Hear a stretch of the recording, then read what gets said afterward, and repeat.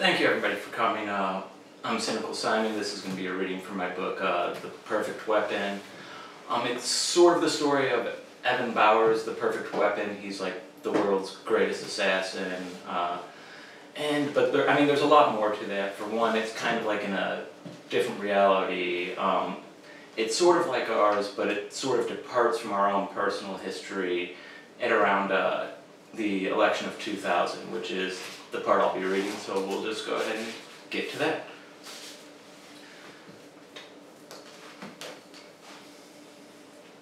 Chapter 2, Election Day, 2000 Common Era. On the evening of the last American election, over 1 million people took over the White House. It began simply enough, with a handful of people just sort of setting up camp outside the front gate. Security went to tell them they weren't allowed to loiter there, so they crossed the street, laughing and smiling. One was overheard to say, "Let them have their fun one last time." After about 10 minutes, another small group had joined the first.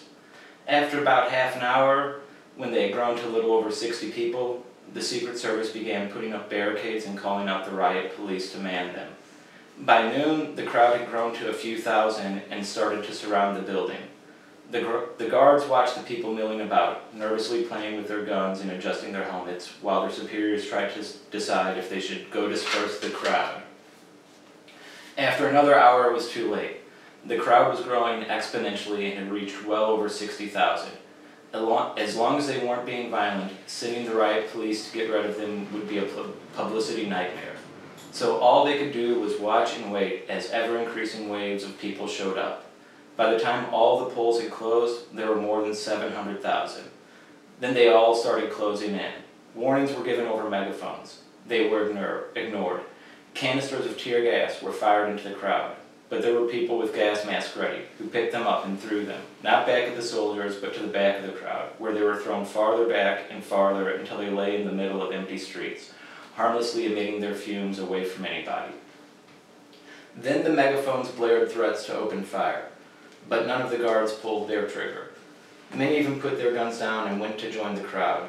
The others saw that to start shooting now would only get them torn to pieces. The people came flooding around and over the barricades. The air was filled with the sounds of alarms and buzzers as doors were kicked in and windows were shattered to allow the people to come pouring in. The president, Freddie Roosevelt, was locked within his office. There he, his VP, and 20 Secret Service agents waited, trying to make their plan, while the noise of the people grew louder and louder. On the TV in the office, the news continued to report on the remarkable number of write-in votes, estimated to make up 78.3% of the ballots counted so far, and how an equally unprecedented number of exit poll refusals made it impossible to call the election. Earlier in the day, it had already been decided that the protest outside the White House would be kept out of the media. Roosevelt even conducted an interview over the phone while holed up in his office, apologizing for the enthusiasm of his supporters to explain the noise of the party outside. Every branch of the military had been called, but due to widespread sabotage and mutiny, it would take at least 8 to 10 hours before enough force could be gathered in place to have any impact on the situation. Desperately, President Roosevelt kept calling his people, and with equal urgency they made calls to any local or state police departments closer than Indiana. But every station had their weapons mysteriously stolen. After over an hour, someone managed to locate a redneck sheriff from a redneck town who happened to have a personal gun collection that amounted to an arsenal that would be just barely enough to equip the 80 or so National Guardsmen who hadn't deserted from a nearby base. The base was about 40 minutes from the town and an hour away from Washington. That made at least 2 hours before the military could even begin to resolve the crisis.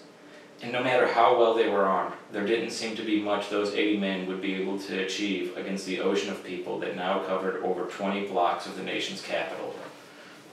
The president was on the phone with one of his top advisors discussing his options when the crowd outside suddenly went silent. The voice on the other end was cut off mid-sentence. The TV in the office suddenly went to static for a few seconds. Then to a shot of Kevin Costner, public enemy number 1, standing outside the front door in a small gap in the building overrunning the Capitol building. A small gap in the people overrunning the Capitol building. When Kevin began to speak, Rupsapelt realized that the voice he now heard over the phone was the same as the one coming from the TV, as well as loudspeakers that had been set up around the lawn. As Kevin explained to the world that the Dirt People had voted themselves into power and the American government was to be disbanded, the now former president began to understand what was happening. The reason for this sudden occupation of the White House became clear. And when his speech was over and the cheers and thunderous applause of the people drowned all other sound out, Rupsapelt found himself thinking, not of what he lost or the certain upheavals these events would cause, but of all the deals and ethical compromises he'd made to get where he was, how so many of the good things he had tried to do had been entangled in the snares of bureaucracy and politics, and so many of the bad that he tried to stop slipped through on the money-greased wheels of the horde of lobbies that made all the real decisions. So as he contemplated the collapse of his government, Freddie Rupsapelt realized that he was glad. Then there was a knock on the door. And where it goes from there, you'll just have to check out the book to find out. You can get it for 99 cents through Kindle or on the website www.everyrightpublishing.webs.com, where you can actually get these copies. Anyway, I guess all that being said, I'll go ahead and turn it over to the floor. Any questions?